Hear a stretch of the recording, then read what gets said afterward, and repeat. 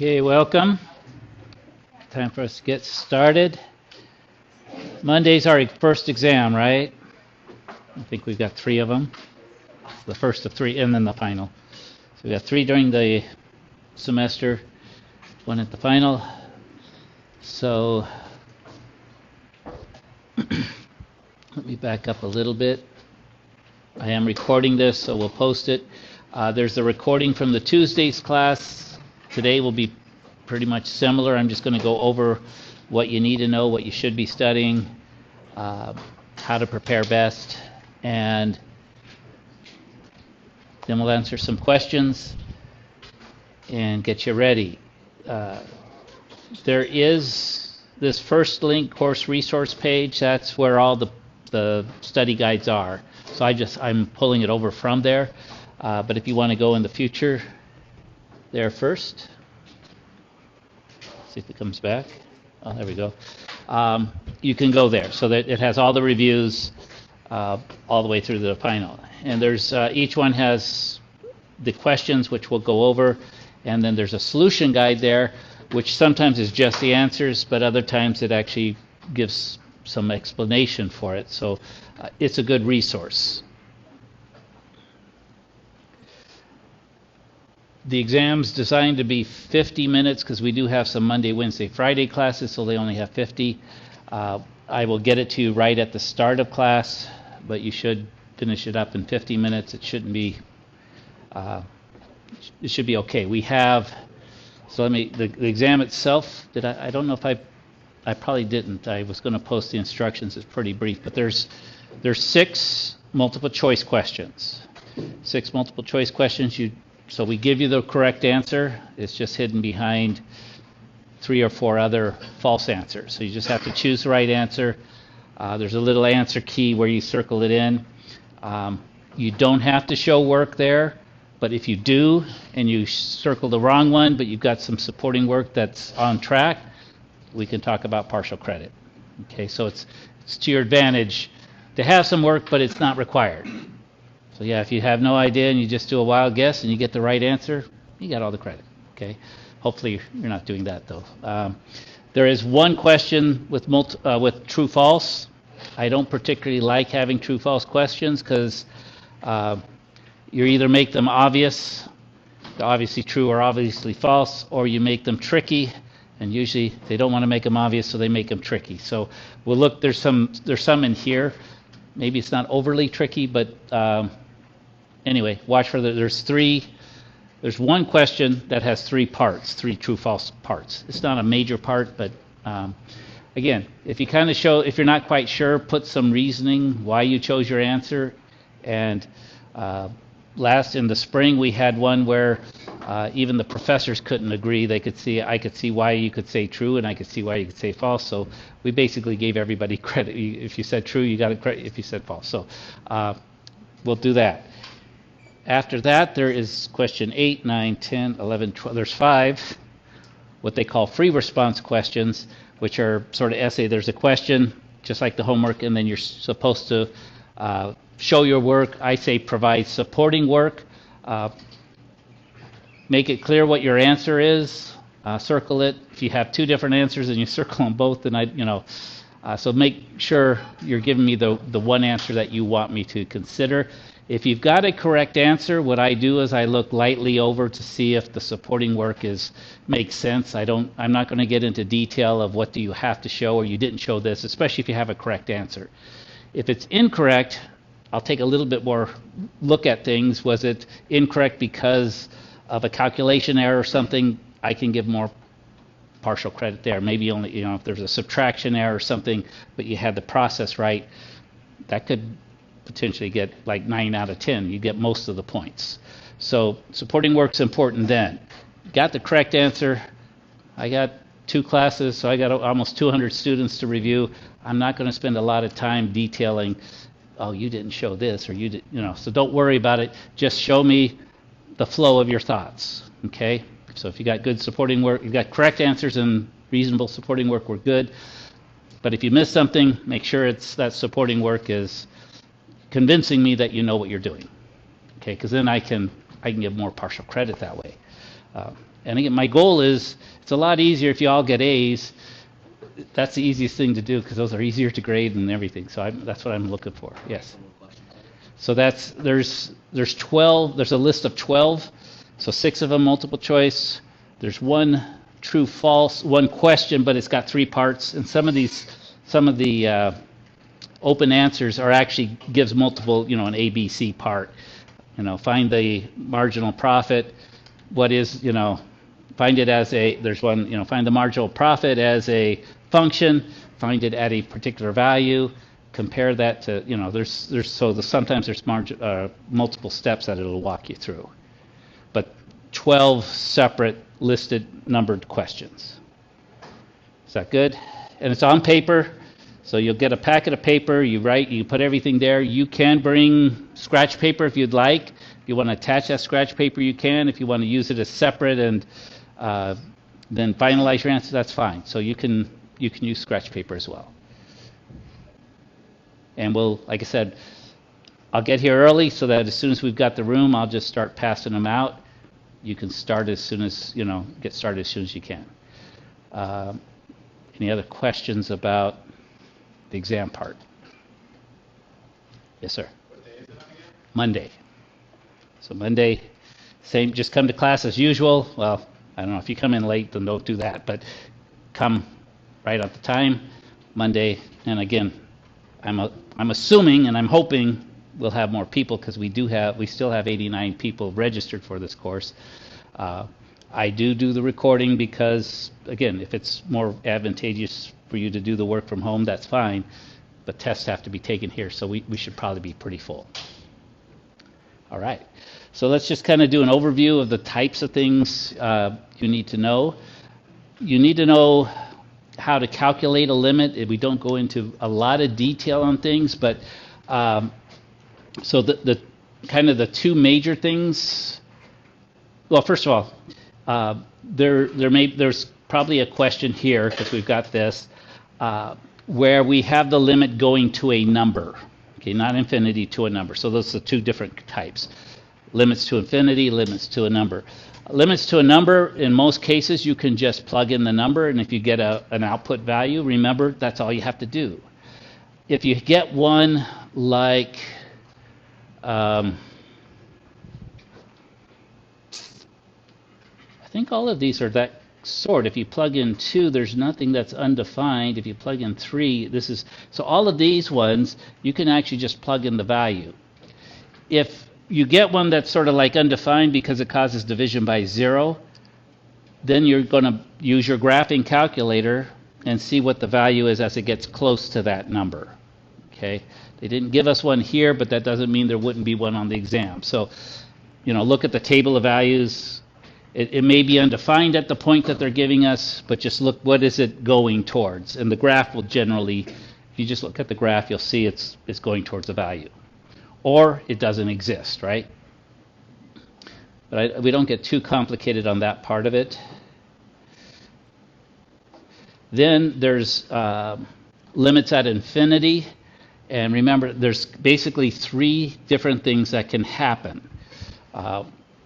One thing is, we'll take this first one, so I'll look at a few, is that, and in each case we look at we're going to have a ratio of the top to the bottom, and we look at the top and the bottom with the largest exponent, okay, because that determines what's going to be happening, what is going to graph out to be out at the infinities. Again, it doesn't do anything about the short-term stuff, but at infinity it'll act like this.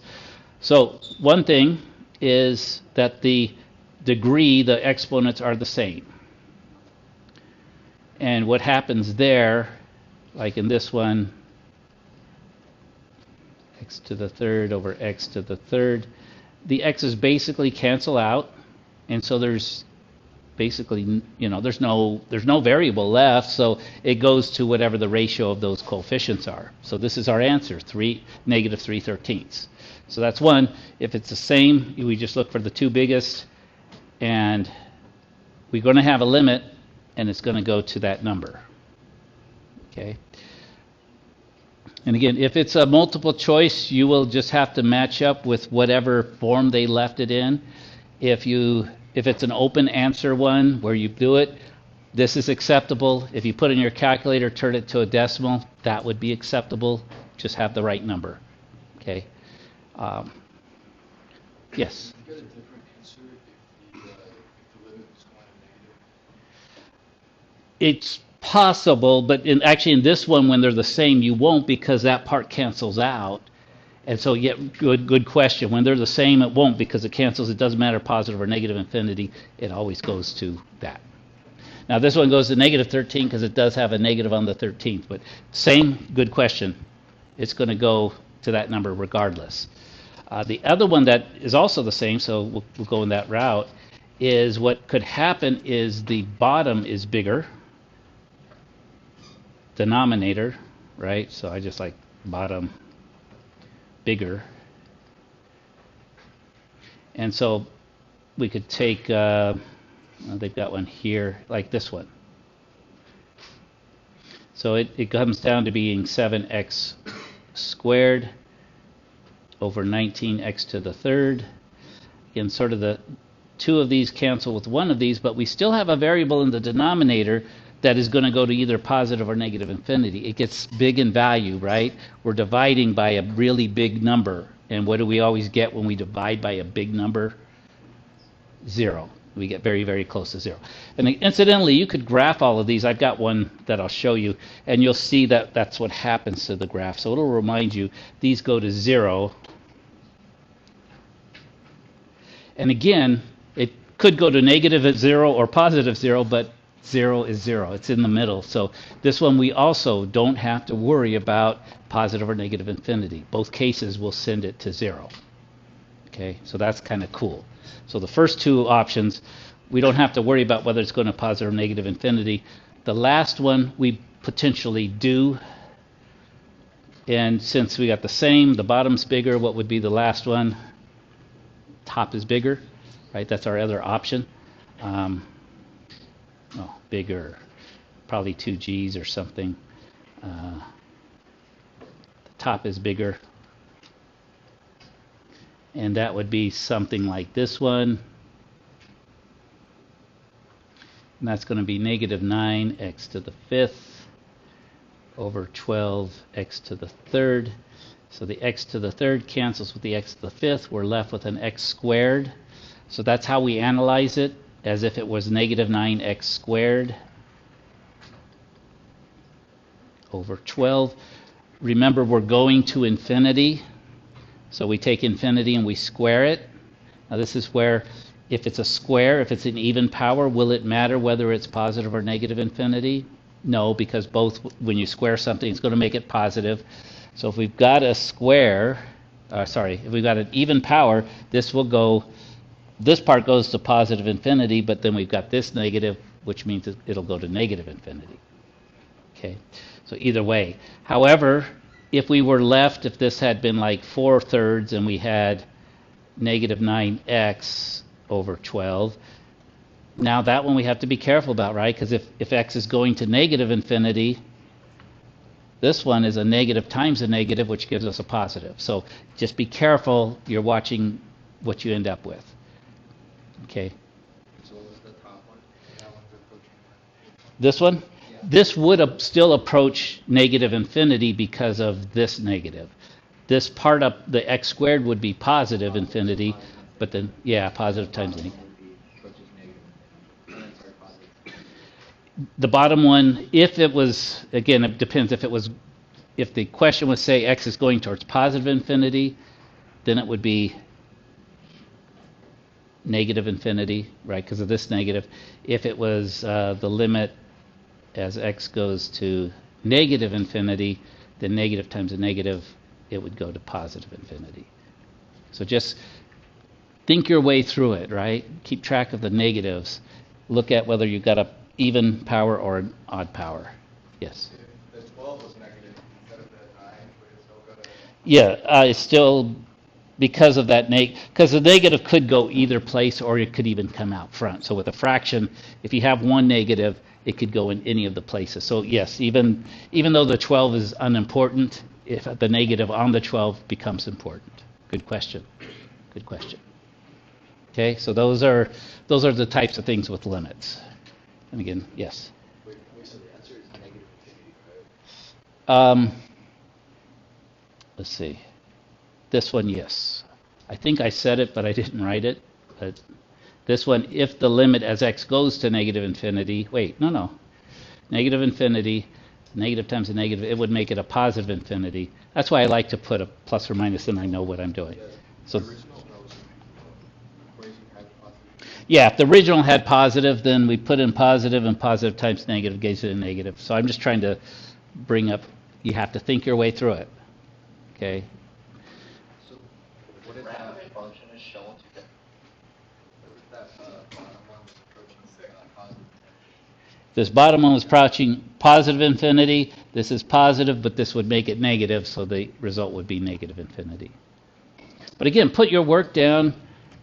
I'm not going to, if it's a little bit off here, I'm not going to, you're not going to lose all the points. You'll lose a little bit because, a negative is kind of important, but at the same rate, you were able to see that, okay, the top is bigger. And again, it might also be something where it doesn't matter. It's one of these two. Okay, so review those type of questions. Just feel comfortable with it, and you'll be fine. The other thing is, so they brought it up in the other class, so I'll share it here. We also could potentially have something, because this one we all struggled with, something like this, and we're asked to compute as it goes to infinity, right? So it's really a limit thing. How did we do this, right? There's only one variable. It's down here on the e. That's e to the minus 0.1 t. How did we look at this one?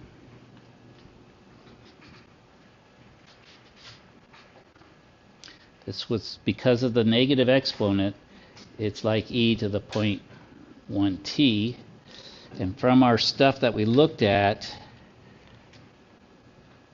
if we had a base to some power, this would go to infinity. If we had a base, and again, this is going to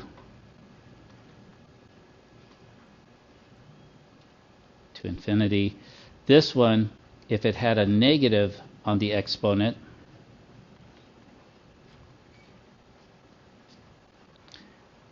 this is like 1 over b to the x. So since b to the x is going to infinity, what does this go to? This goes to 0. Okay? But be careful. I saw a number on there was one like the homework, and you were putting in 0, but just that part, this little part here goes to 0. So what it really becomes is 1500 over 3 plus 2 times 0. 2 times 0 is 0, but what's 3 plus 0? It's 3. So this is actually going to become 1500 over 3. You divide it, that's going to give us 500.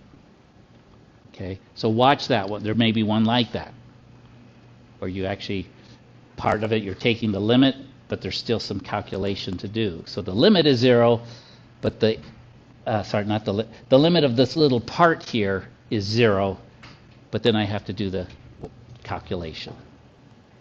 Okay. How did you get 1500 over 3 plus 2? Times 0. Oh, times 0. Yeah. Okay. Yeah. So let me put a little. Yeah. So 2 times 0. This equals 0. So that's okay. So be ready for something like that. Okay. Most of the rest, as long as we know how to take a derivative, we're going to be just fine. And so there's these kind of, there wasn't one that complicated. Okay, so now there's basically two main things we got to keep track of.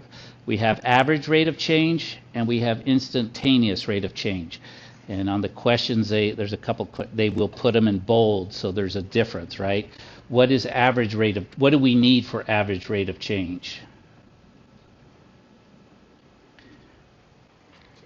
2 points. So that's the one with 2 points. It's really just a slope formula. It's the secant line, 2 points on a function. So average rate of change, you're just going to need 2 points.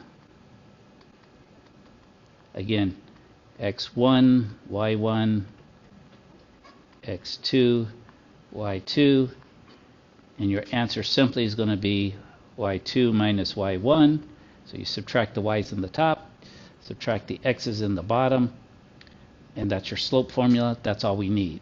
So something like this, going from 2 to 6, we take this set of these 2 points, ignore everything else, do the slope formula, and we're good. So there'll be ones like that. Average rate of change. Okay. You might be given a graph or a function, right? So tables, graphs, or functions, but regardless of what we're given, we need what? 2 points. We need they'll give us the 2x values as an interval, 2, 6. So they're saying it's on this interval. So we've got the 2 endpoints. We just need to get the 2 y values. If it's a table, we look them up. If it's a graph, we look on the graph and find those 2 y values. If it's a function, what do? Plug the x values into the formula, into the function, and get the y value.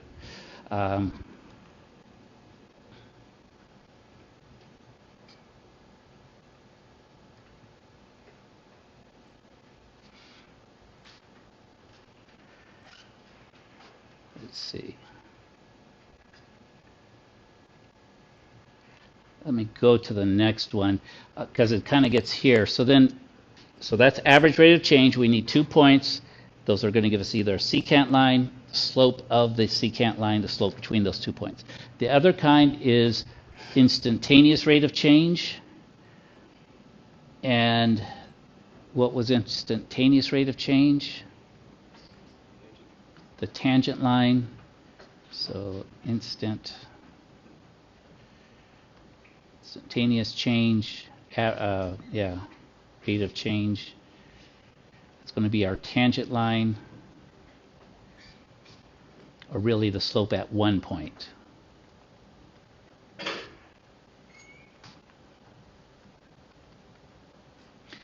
And that's what the derivative is about. So we have to be able to, on some like this one, we have to be able to visualize what do multiple tangent lines look like. So there's one tangent line. Let's see if I can get. There's a tangent line, sort of. Here's a tangent line. And then up here, so what's happening, how would you characterize what's happening to those tangent lines? On the left side, they start off negative. Right? They're going down, so it's decreasing. There's this problem here where it goes 0, and then on the other side they'll be positive. So the sign of F, so be able to interpret it. It's negative on one side, positive on the other. We're not going to ask you to graph anything, so that's okay.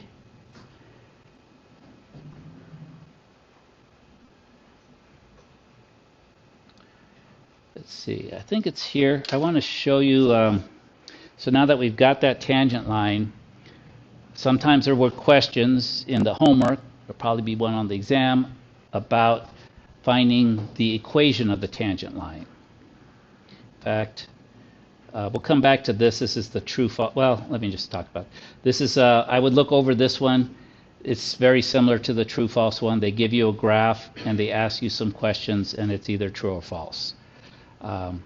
So is it, during this from 4 to 12, the instantaneous rate of change of the population is increasing. If it's instantaneous rate of change, what are we talking about? Secant lines or tangent lines? Tangent lines. Instantaneous rate of change. So we're looking at tangent lines. So what we have to do is we have to visualize from 4. Here's maybe what's happening to this tangent line. And the tangent line is actually decreasing, right? But this says it's increasing. It says the change in the population. No, the tangent line instantaneous rate of change is actually decreasing. So it's slowing down. Even though the population itself is increasing, the rate of change of the population is decreasing. Okay, so look at the tangent lines are getting less steep, getting smaller.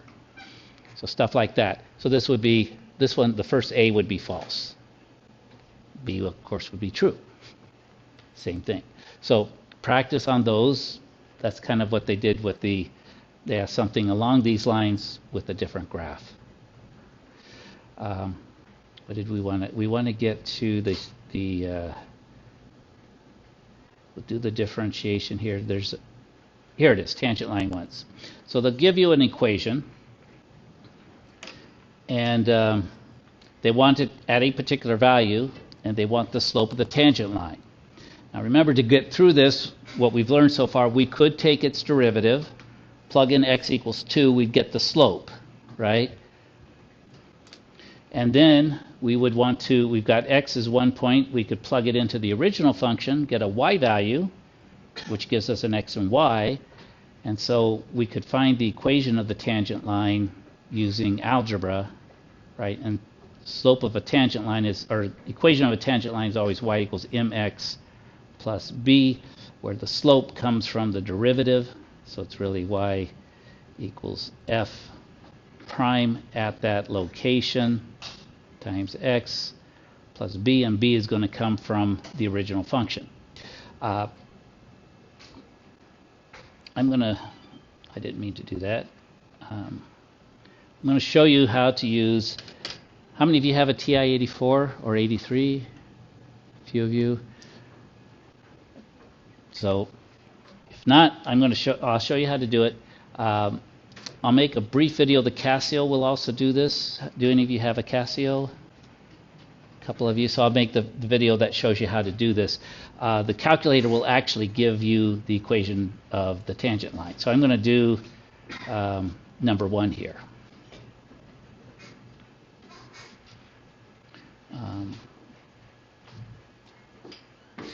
Before I do that, I've got this in here so we can do this real quick.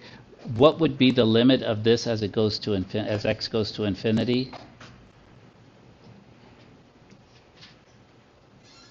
Right, the biggest x, there's an x to the 1, 0, because the bottom is bigger than the top. And so if we graph it, I'm going to go to zoom 6. If we graph it, you can kind of see this as I go out here. It does look like it's going to 0. It looks like it's going to 0 this way. We could zoom out, but that's what I mean is the graph will show you that if you go out far enough, you're getting closer and closer to 0. So sometimes go ahead and graph it, and if you aren't sure, the graph will tell you. Show your work, give me a little sketch of the graph. That tells me you knew to graph it, you know, and I can tell whether you put it in correctly or incorrectly by your graph. If it doesn't match mine, or doesn't graph, you know, so that can sometimes, and I can sometimes even tell what you put in wrong, that, oh, you forgot a negative or something. So I can tell a lot from a graph, and it is, to me, it's work. It's a showing what you've done.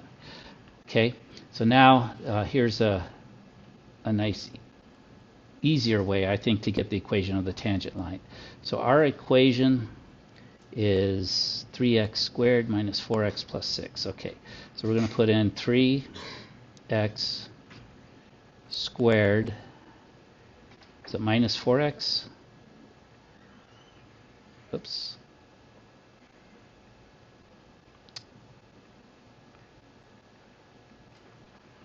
Minus 4x plus 6. Okay, good. So we're going to graph this. We know that we're going to look for the tangent line at x equals 2, so it will work just fine with the zoom standard. I'll do that.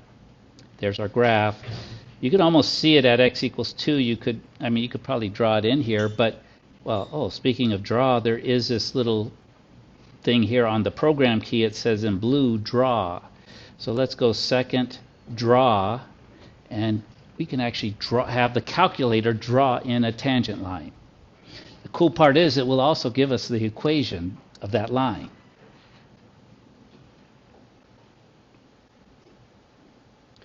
The thing is I'm sitting here and I'm going, okay, now just draw my line. Well, it's wanting you to tell where does you want to put it, but it's not clear.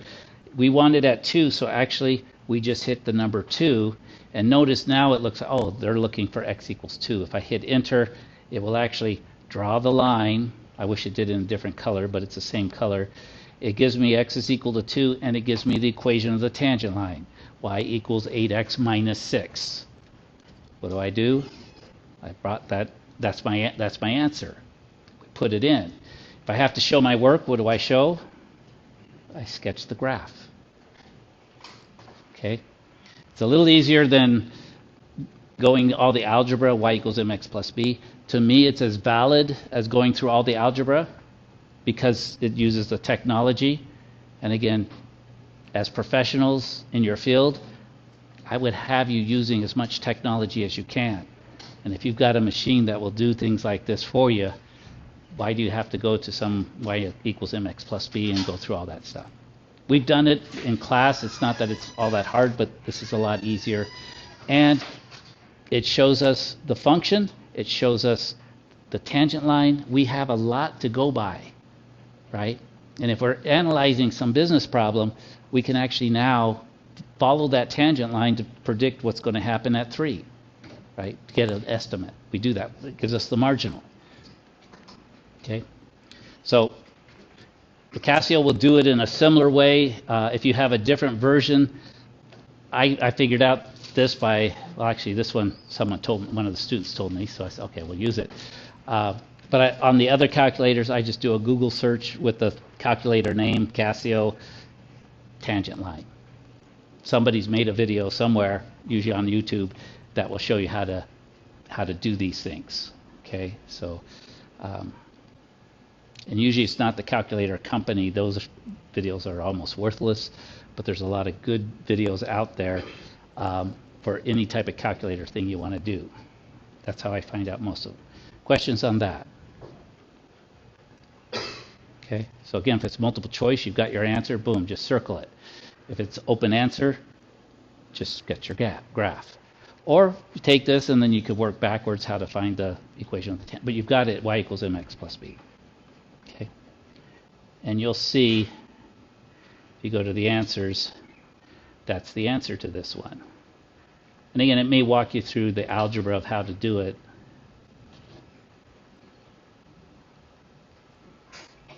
But that's it. While I'm here, I'll show you how you could also, sometimes you just need the derivative, or the derivative at 2. This thing will also do that for you. Let me regraph it without that. Let's go with this. Let's say we wanted the derivative at 1, some other place. If you go second calc above the trace key, notice it's got number 6 is dy dx. That is calculus for the derivative. So this thing will actually give you the derivative.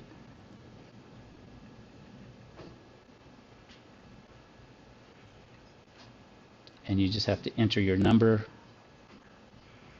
Dy dx equals 2. So the derivative is 2. Tells us we're at the 0.15. So that's on the function. But the derivative, the slope of the tangent line, actually is 2.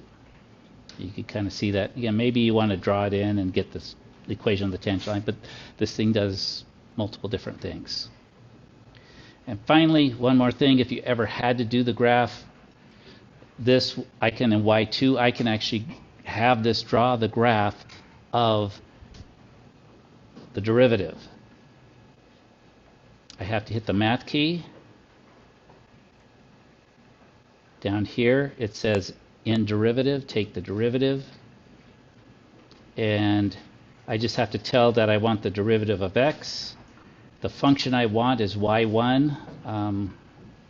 You could put the function in itself, but also under variables, the functions, the y's are stored. And I want to go to function, bars, y variables, and I want to put in y1, and I want x to be equal to x. I could put a value, but then I wanted to graph the whole thing. And what you get is you get the function plus the derivative.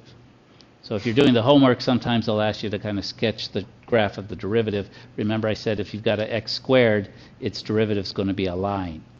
And that's the line that the derivative is. Okay. All right. So a few things you can do there.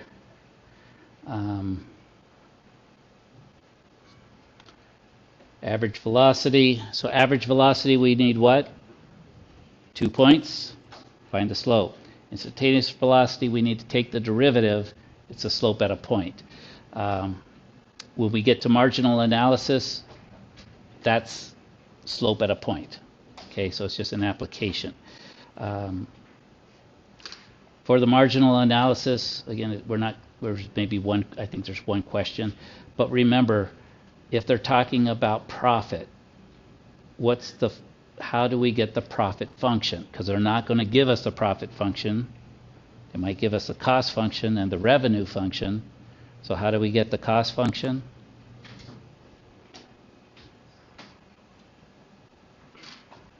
We take the revenue function they gave us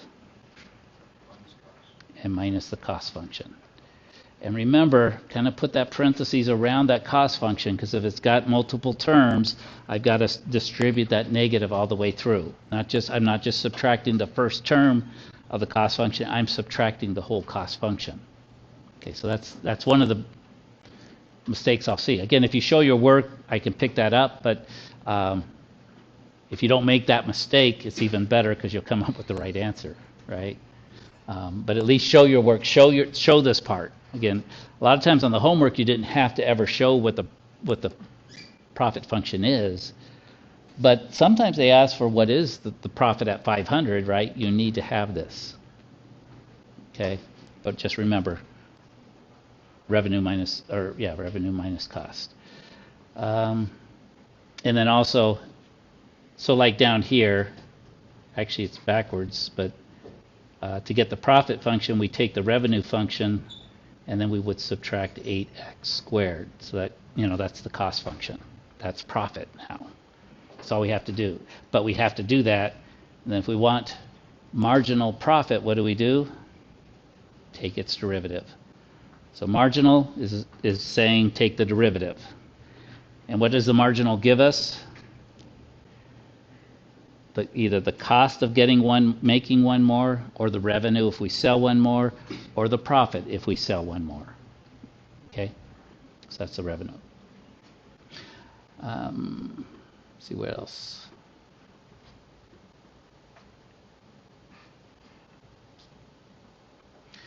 Then the basic thing we have is taking derivatives.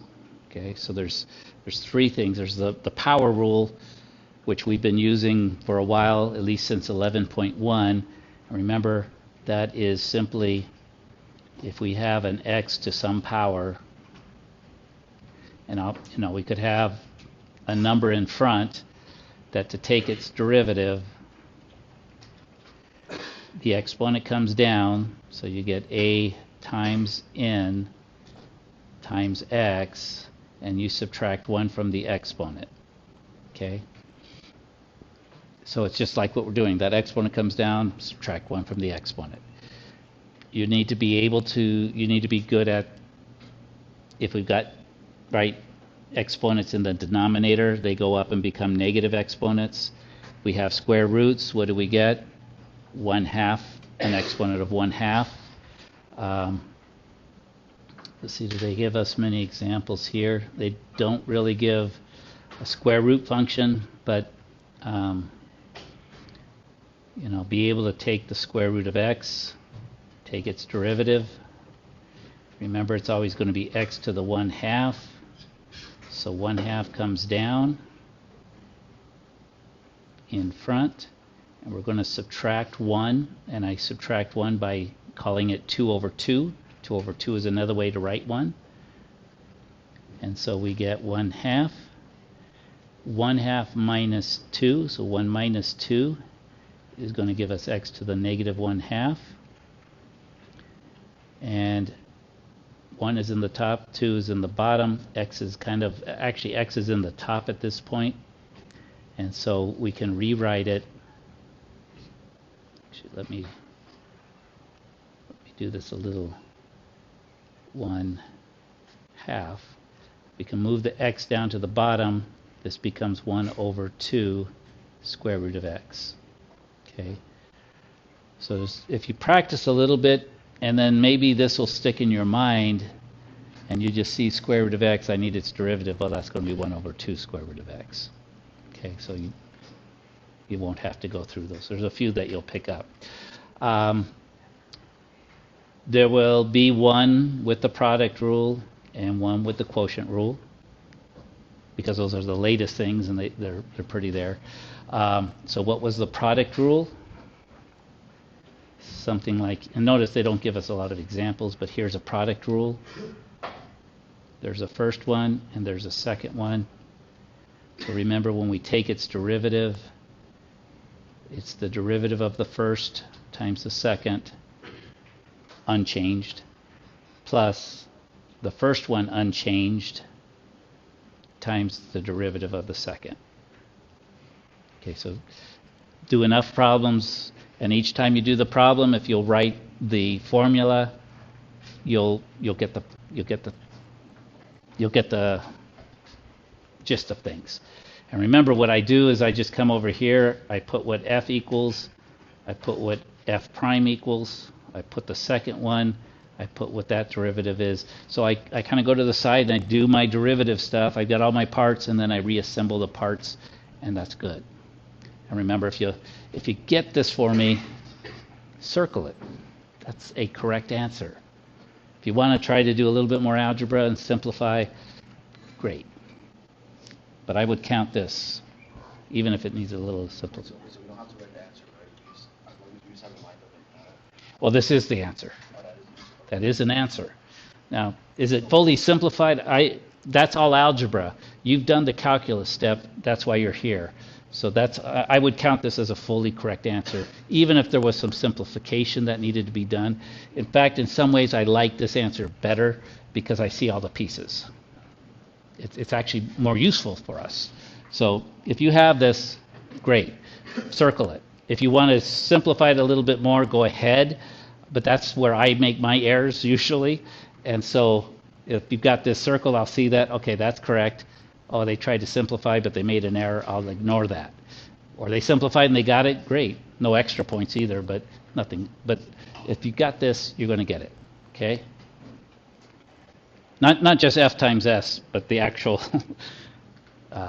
actually, whatever they give us, right? We're going to take this and put that in there. But yeah, for the second one, it's just copy this over there. And then take the derivative of this. The 2 comes down, that comes down, and you can leave negative exponents. I'm perfectly happy with negative exponents. The only thing you have to do is in the multiple choice, if they chose not to, you have to recognize, oh, this negative exponent, they moved to the denominator, made it positive. But I think you could pick those up. But in the open answer, I'll accept in any form. I'll accept fractions or decimals. I'll accept negative exponents. If you want to leave the square root as a 1/2 power, I'm perfectly fine with that. Okay, so get there. And then the quotient rule, remember, something like this. We had a top and a bottom. And it's very similar to the product rule. It's the derivative of the top times the bottom unchanged. Remember, because of the bottom sort of has a negative exponent, sort of, it does. That's where we get the negative instead of we get subtraction instead of addition. And then it's the top times the derivative of the bottom. And then because it was in the bottom, remember, we get switching my letters here, sorry. It's been a long week so far. But they all are. We had to come in on Monday, right? So it's a long week. Times the bottom squared. So just kind of remember that. Work it enough. Each time you work one, write it. Again, there's There's only one of them. We're not going to, because there's only a total of 12 questions. Most of the open answer ones are applications, so you can count on the marginal analysis one is going to be one of the open answer ones with a couple parts. Find the profit, find the marginal profit. Explain what it means. Something, so a couple steps. Be ready to do that kind of stuff. What else did we have in here that I can point out? There'll be one on the equation of the tangent line.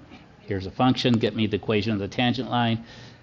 If you use your graphing calculator, just show the graph. Sketch a graph. It doesn't have to be perfect, but show me what your window sees, right? Or show the algebra steps, either way.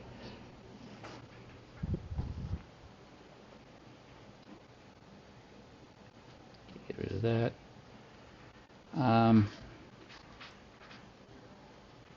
But if you go through this review, there's nothing any harder on there. In fact, actually, I would say it's the homework was harder than the test. That's what we tried to do. So there's some in the test that are a little tricky, but if you've done them, it won't be any harder. There'll be maybe some that are similar to the homework or simpler. There's not going to give you one that requires a lot of problem solving, but you do need to know marginals, how to get a derivative, how to use the product rule, how to use the quotient rule. Okay, and then you're good. But again, one question of each. Multiple choice. You don't have to show your work, but it's helpful if you choose the wrong answer. Any questions? We still got half an hour if we want, but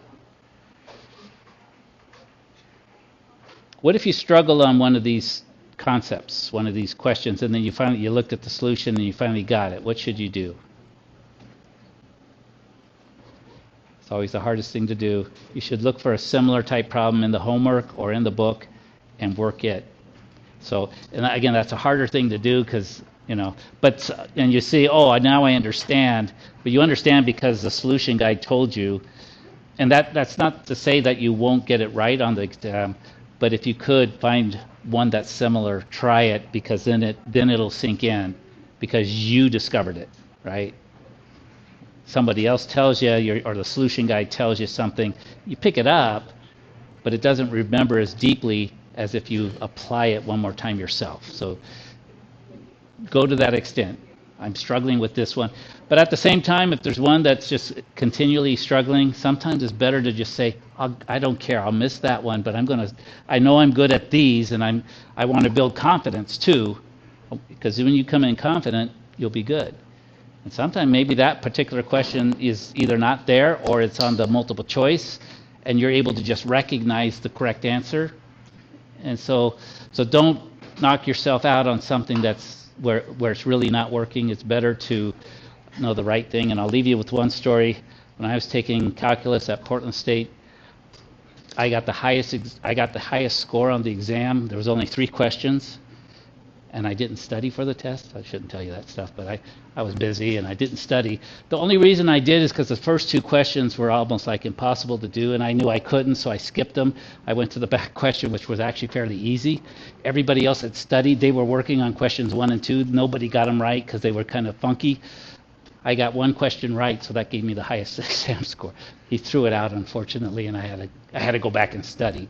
But it's one of those things that sometimes, and look over an exam. You don't have to get everyone right. Sometimes you do better by getting a few. So also celebrate what you do know. Focus on that as well. Come in confident with strength. Get some sleep the night before, So fortunately, it's an afternoon class. It's not a 7:30 class. 7:30 class, they really need to get their sleep early. But, just come in and do what you can do. We've still got 2 more after this, but it'll be nice if you can come in and have a really strong first showing.